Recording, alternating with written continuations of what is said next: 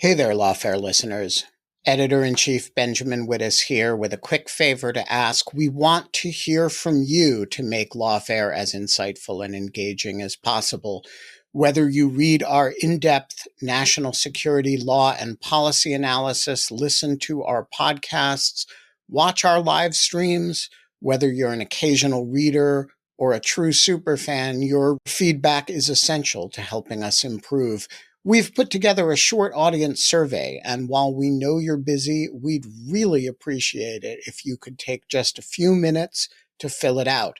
You'll find it at lawfaremedia.org/survey and in the show notes of this episode. Your input helps us understand what's working, what's not working, what you want more of, what you want less of, and how we can better serve you. So when you have a moment, please visit lawfaremedia.org/survey and let us know what matters most to you. Thanks for your support. And now on to today's show. The UK has publicly come out and said for them, they didn't sign on because they felt that the declaration lacked kind of critical guidance around global AI governance and didn't provide enough clarity for how that should look going forward. It's the Lawfare podcast. I'm Kevin Frazier, contributing editor at Lawfare and adjunct professor at Delaware Law, joined by Alexandra Reeve Givens, CEO of the Center for Democracy and Technology, Courtney Lang, Vice President of Policy for Trust, Data, and Technology at ITI, and a non-resident senior fellow at the Atlantic Council GeoTech Center, and Nema Milaninia, a partner on the Special Matters and Government Investigations team at King Spalding.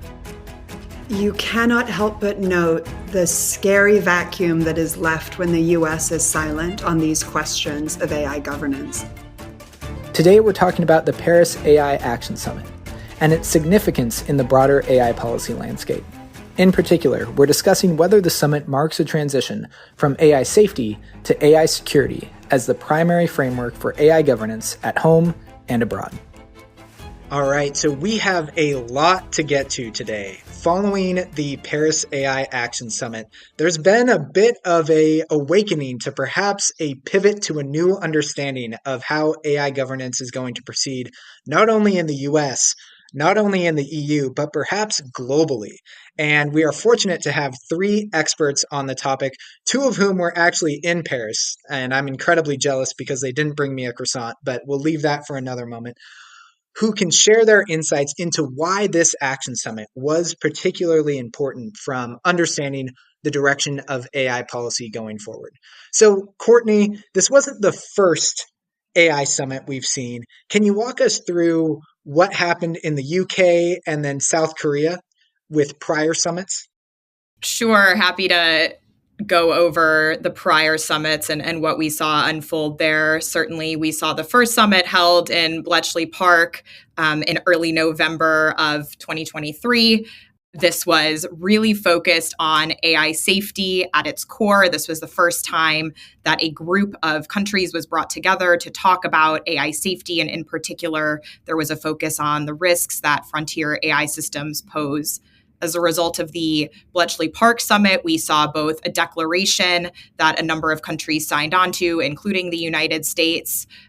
So we saw the outcome from the Bletchley Park Summit being the primary declaration, and then moving into the Seoul Summit, which was held 6 months later in South Korea, there were additional outcomes that were reached. Again, the Seoul Summit was focused on advancing the AI safety conversation a bit more. And so from the Seoul Summit, we saw both organizations sign on to frontier AI safety commitments around what they were going to do to advance safety around frontier AI. And then we also saw a smaller group of governments and countries sign on to the Seoul Statement of Intent around international AI safety cooperation, which essentially outlined a plan for them to work together to advance discrete areas of AI safety. So those were the two primary global scale convenings that we saw leading up to the France AI Action Summit, although there is a plethora of other work also going on in multilateral fora.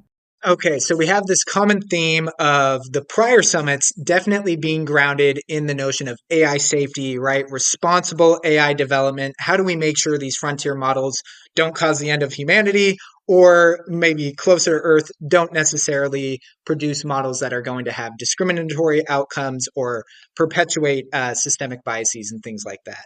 And the combination of declarations being a key output of these summits. I think it's also worth noting that following these two summits, we saw kind of mass adoption of, or increased adoption of AI safety institutes by various countries. So not only agreeing that safety should be a priority, but then seeing at the domestic level in adoption of some institutions with this safety focus. So, Nema, we had a UK focus on safety, a South Korean focus on safety.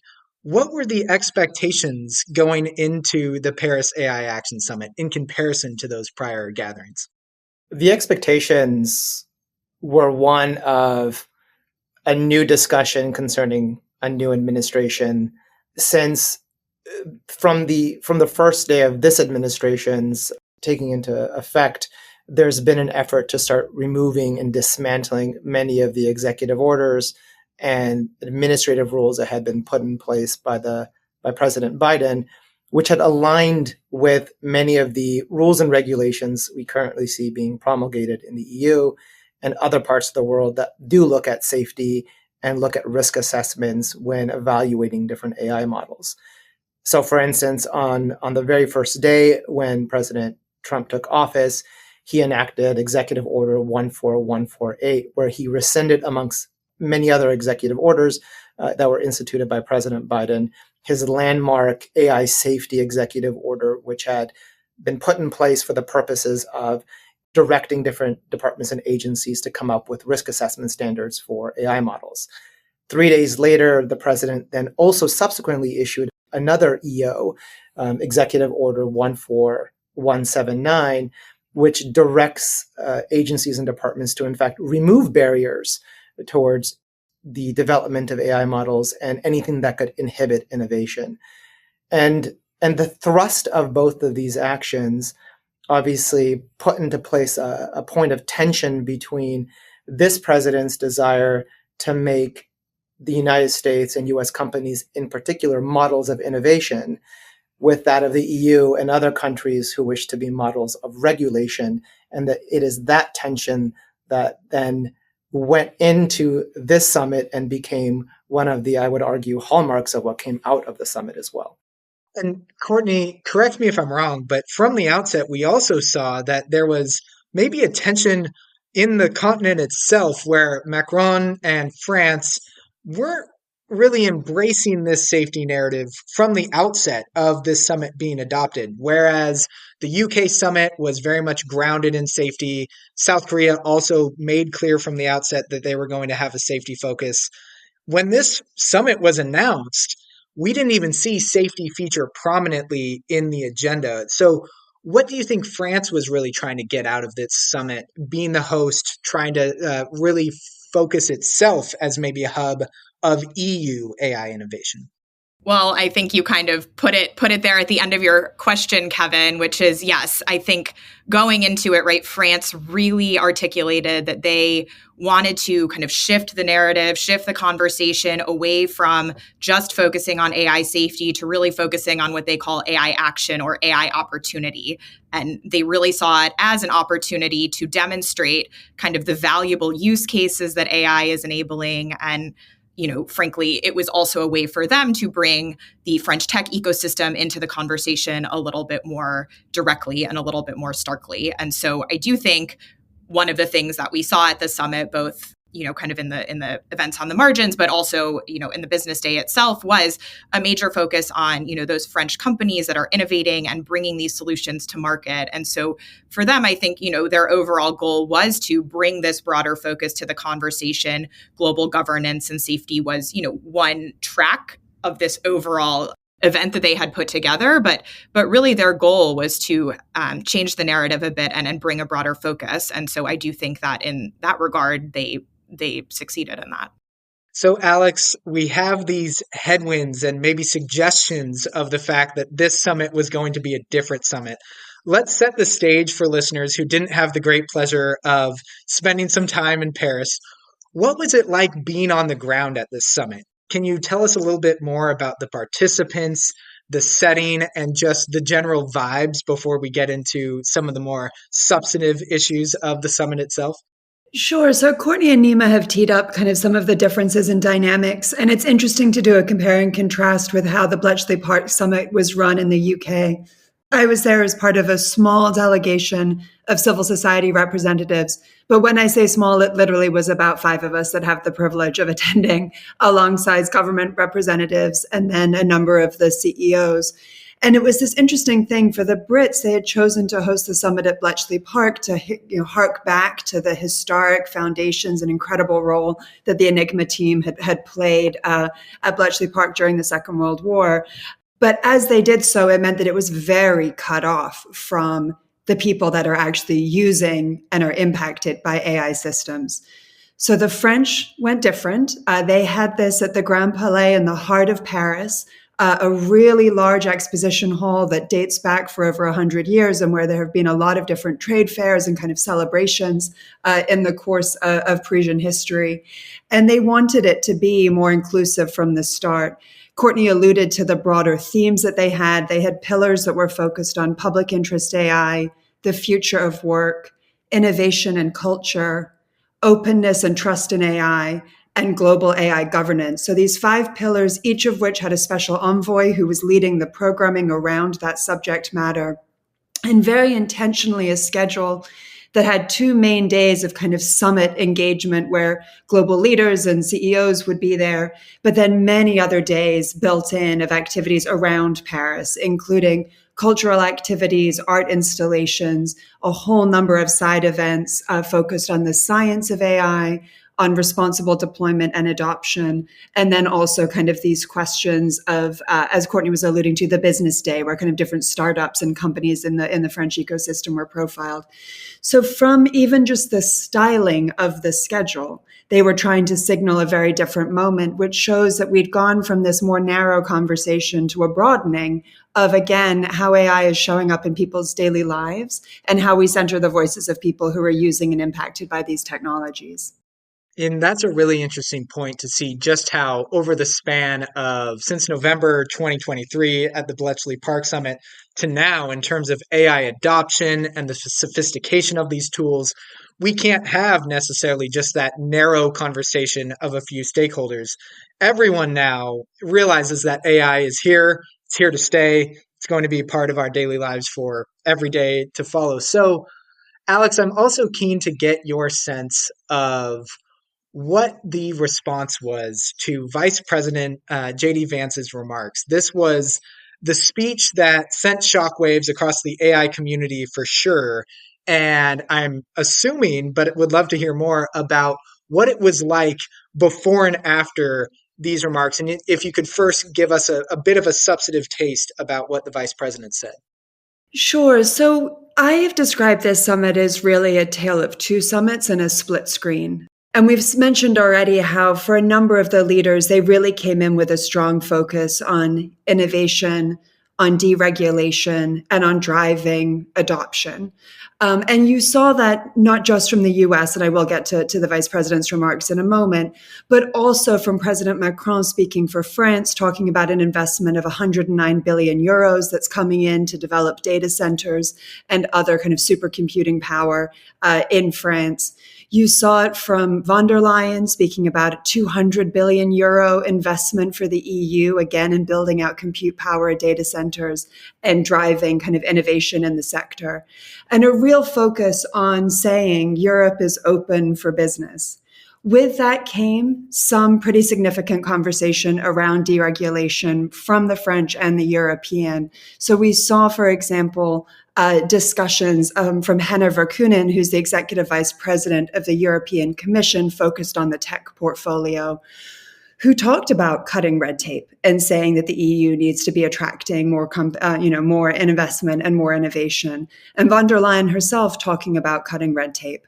So there were seeds of this already. And then enter Vice President Vance, who took that deregulatory tone and, 10x'd it by really saying for the US, like, we need to focus on a pro-innovation agenda. You can understand why he did it. I will say, I think for many of us sitting in the audience watching him, it was shocking to see him pivot from just an innovation frame to one that actually was almost making fun of people who have concerns about how AI is adopted. So he dismissed the notion that we have to think about safety and responsible deployment as hand-wringing, talked about, kind of this notion of the precautionary principle, that we need to throw that away, that that's not a way that we foster innovation, in a dismissive tone, and then one that actually had real specificity to it. This wasn't just, we need to encourage innovation, standard political line. He went act by act on the 3 major tech regulations in the EU and criticized them one by one. So the European AI Act, the Digital Services Act, and then even harken back to GDPR, the original privacy regulation from 2016. Really taking, this very pointed critique that, of course, he then doubled down on a couple days later at the Munich Security Conference. I will say that for me, the critique was so pointed that it actually felt out of touch with the perspectives of people that are actually thinking about how to use and build these tools in a way that people can trust, which was the vast majority of the conversation in all of the perimeter of the summit. All around the summit, you had people that are just trying to build these tools and actually sell them to enterprise customers and have people use them. You had impacted communities and civil society organizations saying, if AI is going to be built and it's going to be used in decisions about us, it should be tested and it should be transparent. Really a pretty mature conversation around how we make sure this technology works and can be relied on. And so for him to come in with such a pointed critique was pretty stark and pretty noticeable, particularly when you countered with remarks even of the vice premier of China, who spoke at a state dinner the night before and was oddly talking about ethical AI and responsible deployment in a way that the US historically spoke about these issues. So a real sea change. It was very noticeable. Yeah, I've heard it described as an elbows out speech. And I think it's worth noting also that recently the AI and crypto czar, David Sachs, went on his former podcast, All In, and specified that he didn't have a role in developing the vice president's remarks.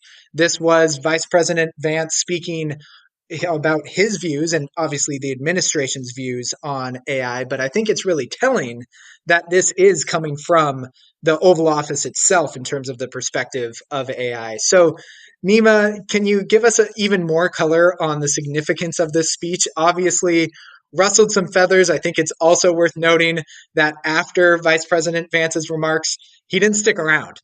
He got out of there, he left. So, can you provide us a little bit more color on the significance of these remarks? Yeah, I mean, I want to take a step back and then I'll go into the significance in a second.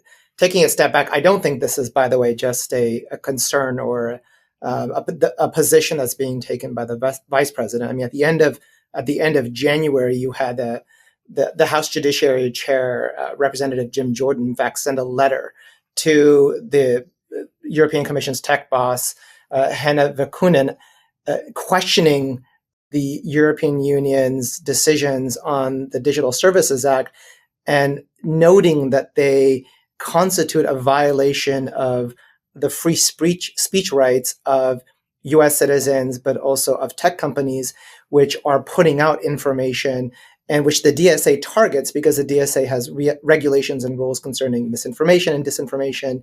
The EUA Act, in fact, talks about high-risk models also in the context of misinformation and disinformation, and therefore juxtapositioning this notion of free speech with obviously what the European commissioners are concerned with, which is preventing the proliferation of hate speech or information that is misleading to their population. So I don't think it's just a Vice President Vance issue that we're seeing play out here, but more generally, there's also congressional dynamics that are also supporting it and come out in light of concerns that have been expressed by folks like Elon Musk or Tim Cook, who have been outspoken against EU regulations, as well as the fines and investigations that have been levied. But what I do think you see are 3 points of tension that are playing out and which are going to continue to play out. I think this is going to be something that is going to put companies and individuals in a lot of difficulty. One is this space that we've already discussed, which is this tension between the desire to deregulate to allow US companies to remain competitive with Chinese counterparts or counterparts in other spaces, because we see this competitive concern that our companies are disadvantaged in as a result of EU regulations. And that obviously comes into loggerheads with the institution of new regulations, including the EU AI Act, which went into place just at the beginning of this month.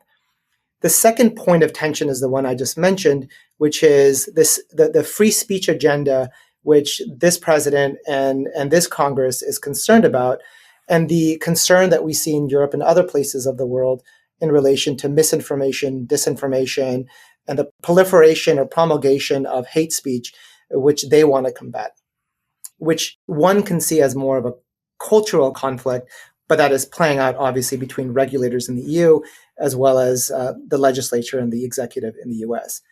And then the third point of tension and conflict is in relation to the fines that have been levied and could be levied by the EU as a result of violations of these new regulations that have taken place in the past few years or are taking place this year, because they are quite hefty.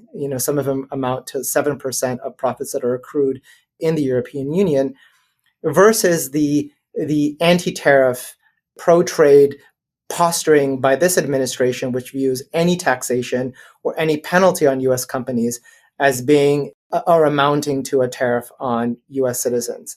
And that's playing out as well in the context of these disputes. So these I think we can if we take a step back, are the 3 points of tensions that we've seen emergent in the current ecosystem, and which are going to have consequences as US companies are going to have to navigate both forces in going forward. Yeah, and speaking of tension, maybe one of the more tense moments that came out of this summit, or after the fact that we can look at, is the fact that neither the UK nor the US signed on to the declaration at the end of this summit. So, Courtney, what the heck happened here? We have 61 countries that sign on to this declaration, and yet these two outliers opting out. What was the rationale behind the US deciding not to sign and the UK deciding not to sign? Yeah, so this has, of course, been a conversation ongoing post-summit where, yes, two of the major folks engaged in the AI conversation decided not to sign on to the declaration. The UK has publicly come out and said for them, they didn't sign on because they felt that the declaration lacked kind of critical guidance around global AI governance and didn't provide enough clarity for how that should look going forward. And they also cited a lack of kind of addressing national security concerns related to frontier AI models, which, given the way in which they have now changed the name of their AI Safety Institute to focus on AI security, seems to be the kind of focus that they are taking in this conversation moving forward. The US as well didn't sign on. I think, this perhaps is not super surprising, given this is for all intents and purposes, new administration coming in.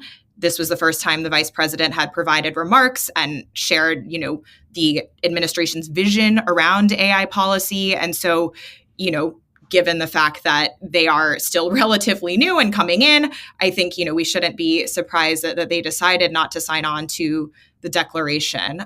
They're currently, I think Nema mentioned earlier, kind of both the rescission of prior executive orders from the Biden administration, as well as now the introduction of a new executive order, part of which tasks the Office of Science and Technology Policy, along with others in the administration, to develop this AI action plan, which in theory will articulate kind of the vision of the Trump administration for AI policy moving forward. And so I do think there is interest in getting stakeholder feedback on what that should look like, and international engagement will play into that in one way or another. And certainly we believe that international engagement remains a key component of the AI policy conversation. But again, I think, given the fact that there was still a variety of newness to the administration coming in, we didn't see the US sign on either.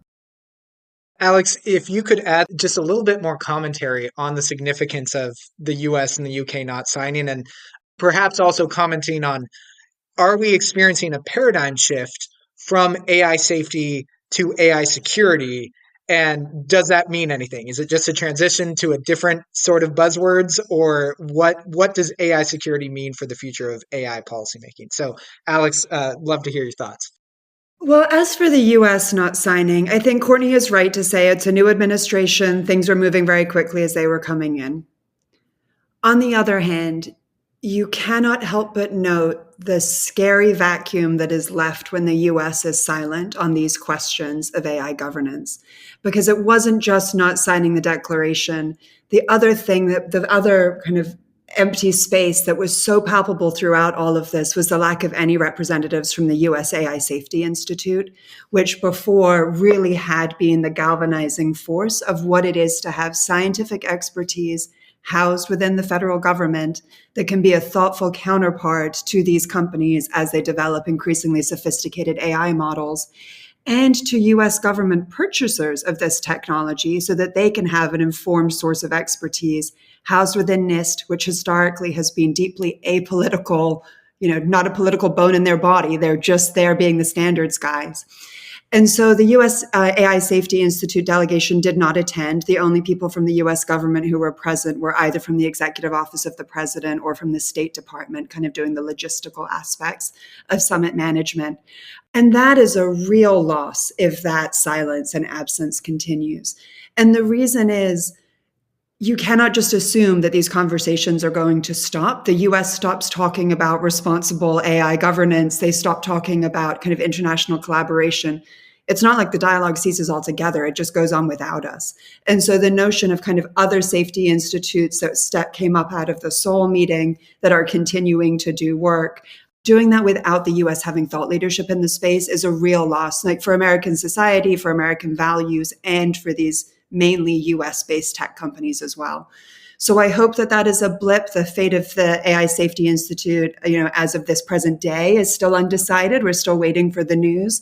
But the absence was really palpable, and it was an important reminder as to why the Trump administration has to keep investing in that as a way of shaping these conversations.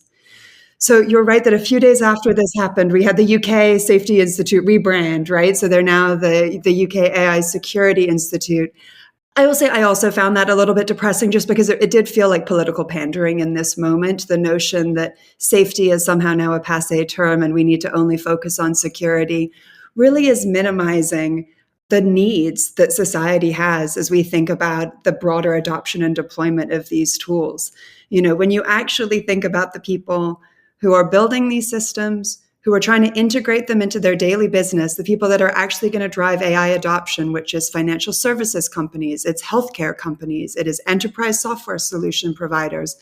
When you think about all of them, and then of course the communities that are going to be impacted by AI, which is the constituency that my organization represents, we all benefit when there is a mature conversation around what appropriate transparency, appropriate testing, and appropriate checks on these technologies look like.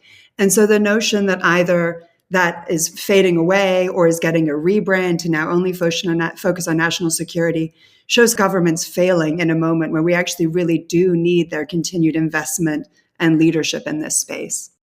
So, Nema, we see this transition in the UK to an AI Security Institute. We're left in this weird spot of not knowing exactly what's going to happen to the USAC.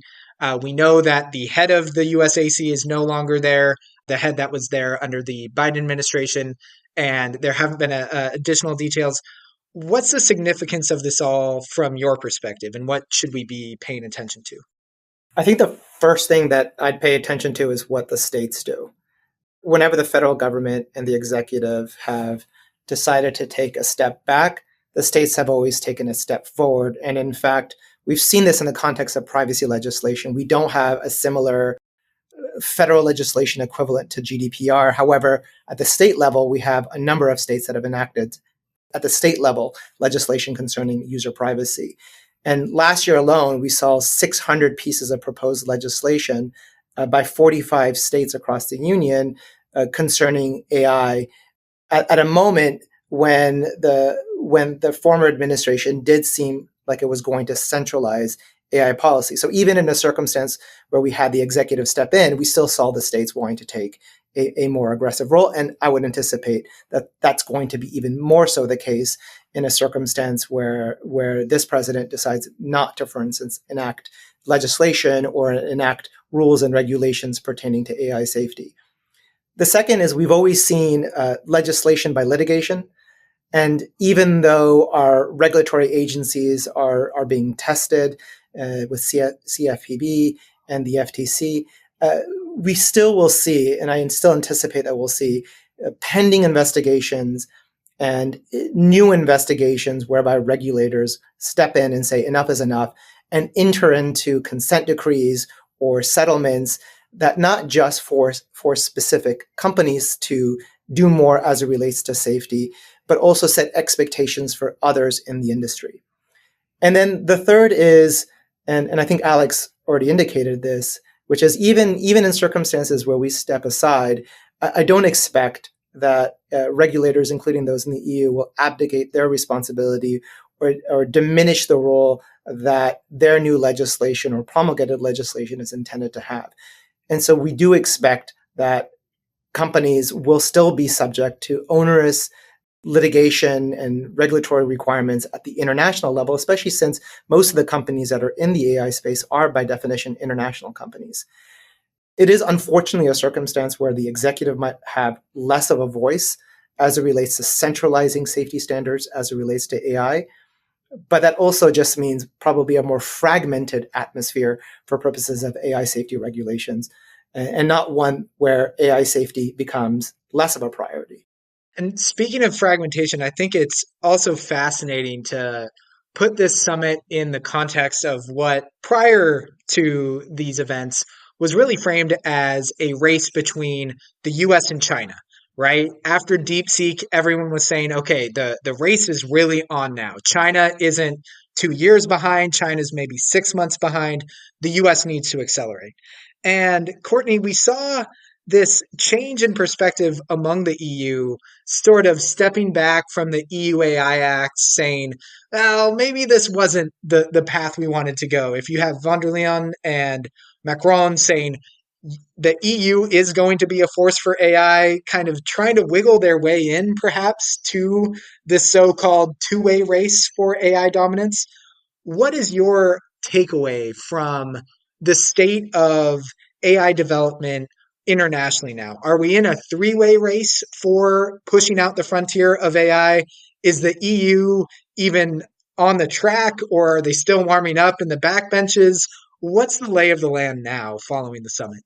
Yeah, so I mean, I think, of course, as you note, there was two leaders, I think, in the race, and then coming out of the summit, we did see some potential new entrants, but at the same time, I mean, I think it is very clear US companies remain dominant in the development of AI technology. And certainly, yes, DeepSeek has presented an opportunity for US companies and the US government more broadly to look internally and figure out, how do we want to continue promoting innovation and what does that holistic framework look like and what should it look like moving forward. We also saw, yes, as I noted earlier, kind of France stepping up to the plate and saying, we need to be more engaged in developing our technology ecosystem. But I do think the regulatory environment in Europe is such that it is going to be more difficult ultimately for companies to continue to innovate there. And I think we saw that with the introduction of GDPR as well in some regards. With that being said, I think the other important point to note is that at this AI Action Summit, you actually saw the emergence of the Global South in a way that, as Alex mentioned at the outset, was not as present at these prior summits. And so the fact that India was acting as a co-chair and is now hosting the next AI Action Summit is something that I think is really interesting and important to keep in mind, right? It's not just, the US and the EU and China kind of writing the rules of the road for this. There are going to be other countries that have a role to play in figuring out, what does this kind of AI governance ecosystem look like moving forward? And so I think it's really interesting to pay attention to kind of the way in which India decides to scope their version of the summit moving forward and what sorts of things they choose to focus on. But I mean, I think one of the high level takeaways from my perspective right now in the context of kind of the overall international conversation is just that I think we're not necessarily at a place where we're going to achieve kind of universal rules for AI that every single country agrees upon, which, maybe felt a little bit more tangible at the prior safety summits. I think, this summit indicated that countries are taking kind of different approaches. There's definitely more of a nationalistic flavor to a lot of the ways in which countries are thinking about AI regulation and AI governance. And so I think, that is also something that matters for how we think about these conversations on global AI governance moving forward. But that's not to say that we should not still aim to make progress in these international discussions. I would like to underscore that is still incredibly important and is an area that we would like to see the U.S. remain engaged in and continue forward. Yeah, Alex, I'm really keen to hear what you have to think about this. Courtney just teed up that we have this India summit on the horizon. You noted earlier, Alex, that this appears to be the U.S. kind of leaving a vacuum in a lot of international conversations. May it be the case that the U.S. doesn't even show up in India, or what can we expect going forward from U.S. engagement on some of these international regulatory efforts? I hope that's not the case and the U.S. remains engaged in India. There's no question that U.S. companies and U.S. deployers of AI tools and U.S. civil society representatives will be watching that closely and want to be there. It would be nice if our government is there as well. But the point I was going to pick up from Courtney is that there were notes of light that came from this. I worry that we are leaving listeners with the impression that this was some nihilistic summit that, just is now a graveyard for the future governance of AI. And I don't think that's the case. So let me make the argument as to why it is not. The first is, as we alluded to, there were incredibly rich conversations by most of the major stakeholders in the development and the deployment of AI systems that reflected a really mature conversation about where we are in actually governing these systems today. So a lot of conversations, again, focused on financial services, focused on the healthcare sector, focused on enterprise adoption, around how they're approaching auditing, how they're approaching kind of transparency and documentation requirements, around how they're building up responsible AI teams.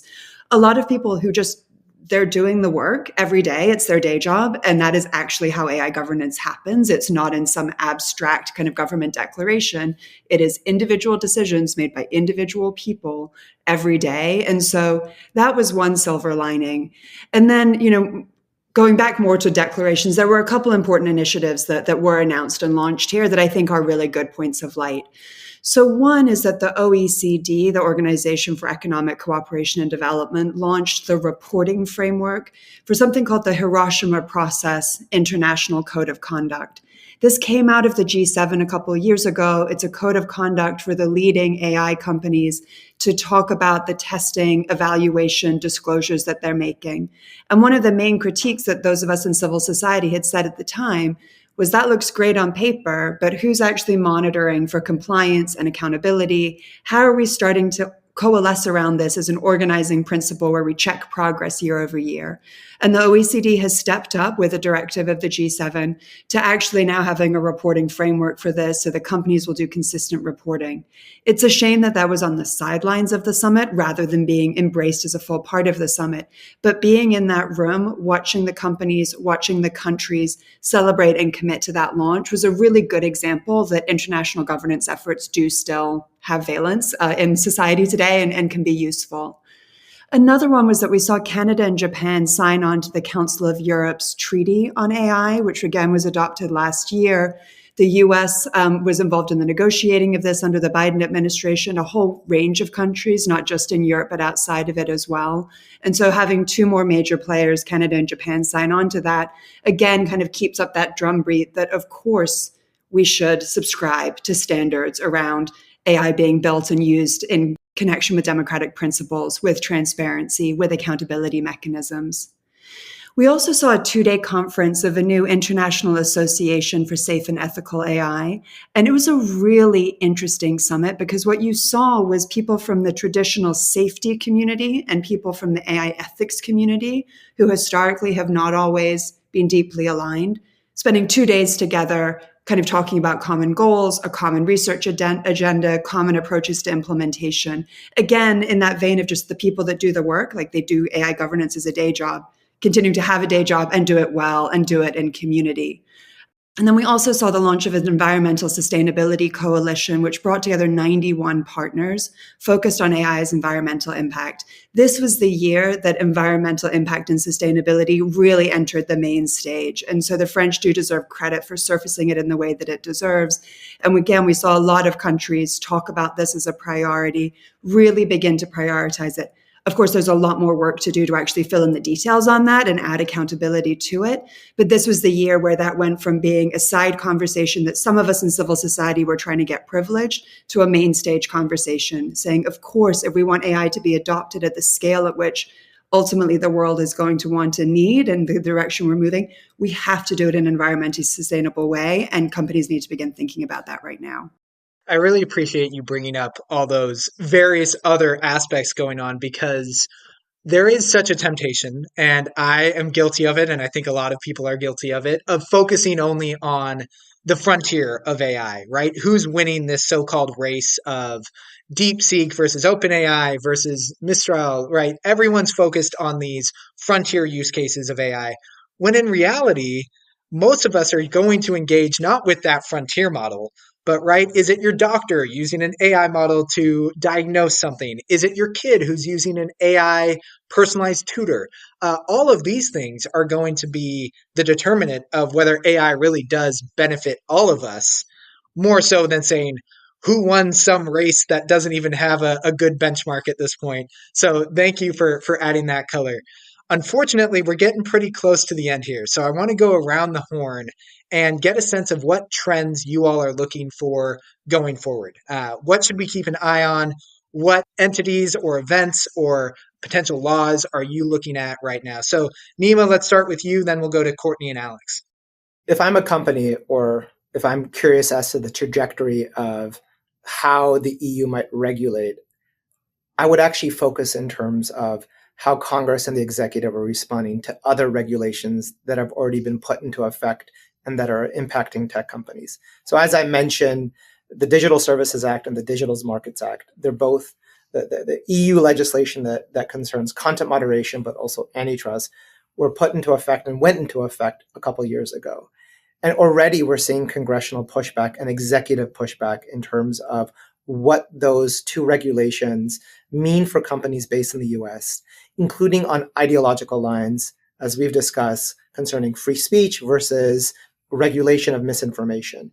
And how that discourse and how those conflicts bear out in the next year will also tell us a lot with regards to how we should expect similar conversations concerning the EU AI Act and AI regulation more generally will play out.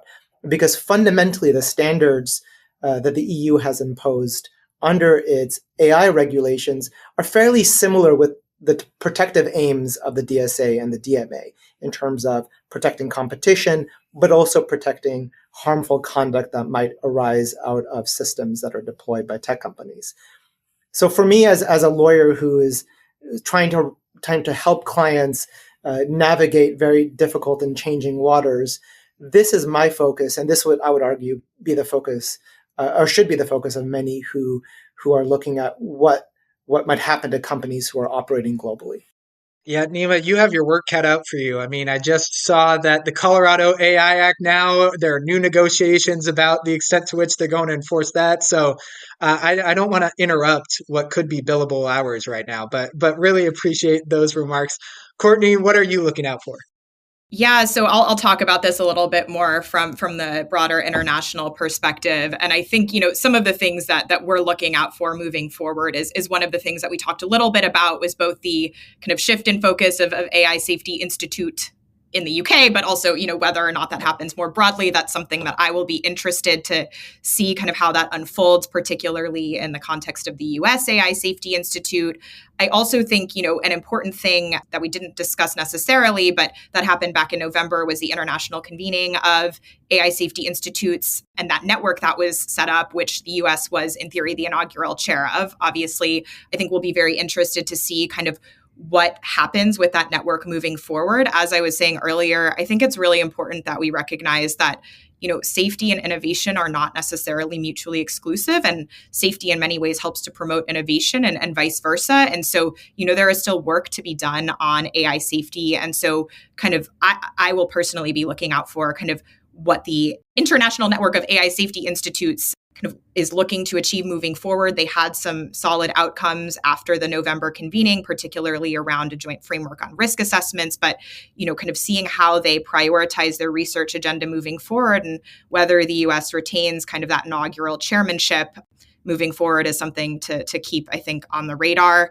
And then, maybe a couple of other things just to flag. I know Alex mentioned a lot of the international and multilateral conversations that are still going on. Again, I think it's important to still pay attention to kind of political statements that come out of G7, efforts that are ongoing in G20.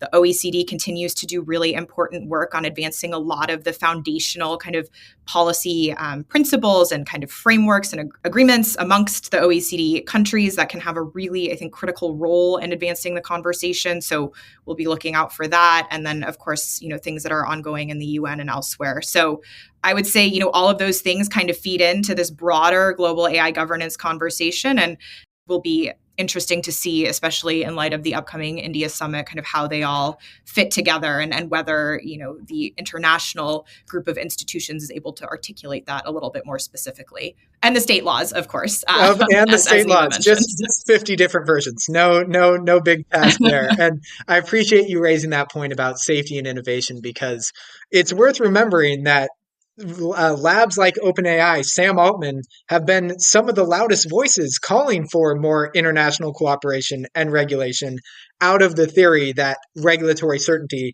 might actually help further innovation. So, Alex, no pressure. Last word goes to you. Well, I'll say it's a strange thing to have a conversation focused on AI governance when there is such broader sands shifting in the US as a general matter. It's a difficult time for people who believe in the role of the federal government is protecting people's rights and making sure that our economy works for all of us. And in the AI space, I think the way that translates over is I am left with a very strong feeling that it is left to us. One of the things that you saw happen at the summit, again, was the people that are using these tools, that are impacted by these tools, really having to take the lead in framing the conversations around the government and responsible deployment of this technology. Personally, I don't think that's the way that this should work. I think government should be playing a role, but in the absence of that leadership, the conversation can't cease. It's going to continue. And so keep looking for the helpers. Look for the people that are continuing to drive conversation around the responsible adoption and use of this technology. They are the ones that ultimately will actually make sure that AI is working for all of us and is being deployed in a responsible way. And then a more specific example of that, the one thing we haven't announced coming out or discussed coming out of this summit was the current AI launch, which was a $400 million fund for building AI in the public interest. And what I thought was so interesting about that is that they're reclaiming public interest data sets, public interest kind of tools and deployment of AI, but they are modeling the approach that responsible AI development should take, because the third pillar of their work is around auditing and accountability. So they're saying we're going to invest in building and we're going to invest in building responsibly. And as we look for points of light in this moment, the launch of Current AI with that framing, I think, was a really good example of it, where, again, it's not always going to be government money, government leadership coming in. Some of it is going to really just be left up to us, and we are the ones that can help build this future in a direction that works for everyone. And that's going to be my day job going forward. That's what CDT does every day. But I think all of us, from our different vantage points, together are going to have to push this common enterprise forward. Well, you all have a lot of work to do. So enough having fun on podcasts. Get back to it. Thank you all for joining. We will have to leave it there. The Lawfare podcast is produced in cooperation with the Brookings Institution. You can get ad-free versions of this and other Lawfare podcasts by becoming a Lawfare material supporter at our website, lawfaremedia.org/support. You'll also get access to special events and other content available only to our supporters. Please rate and review us wherever you get your podcasts. Look for our other podcasts, including Rational Security, Allies, The Aftermath, and Escalation, our latest Lawfare Presents podcast series about the war in Ukraine. Check out our written work at lawfaremedia.org. The podcast is edited by Jen Pacha, and our audio engineer this episode was Kara Schillen of Goat Rodeo. Our theme song is from Alibi Music. As always, thank you for listening.